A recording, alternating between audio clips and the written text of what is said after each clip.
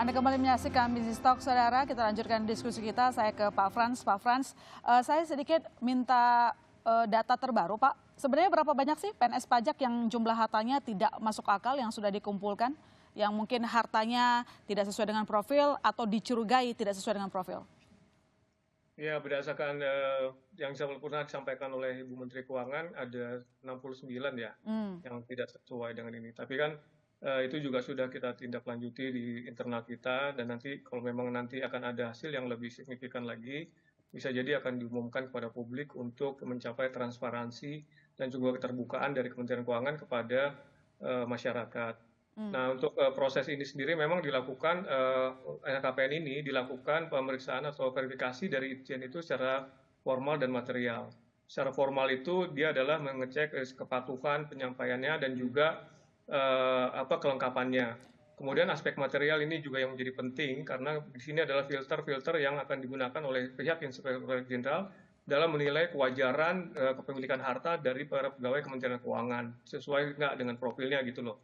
Nah, contohnya misalnya adalah dicek dengan parameter-parameter yang ada, kesesuaian kepemilikan harta dengan profil jabatannya. Misalnya seorang hanya staf atau pegawai biasa, dia punya harta yang melimpah ruah gitu. Kemudian juga ada kejelasan sumber perolehan harta kekayaannya itu dari mana. Misalnya dengan gaji hanya sebulan 25 juta, tapi memiliki harta yang luar biasa, misalnya dengan rumah yang mewah dan lain sebagainya. Ya. Kemudian juga validitas informasi harta kekayaan yang disampaikan juga dicek.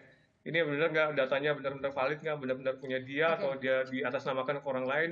Kemudian juga bahkan sampai ke laporan masyarakat melalui media sosial, ini juga menjadi salah satu parameter, terutama dalam 2 tahun terakhir sejak merebaknya beberapa kasus belakangan ini juga karena media sosial sekarang menjadi salah satu media yang ampuh, Mbak Ilona, dalam mengecek keberadaan harta seseorang. Nah, laporan media sosial ini juga kemudian juga hasil LKPN ini juga mempengaruhi mutasi dan mutasi promosi di Kementerian Keuangan.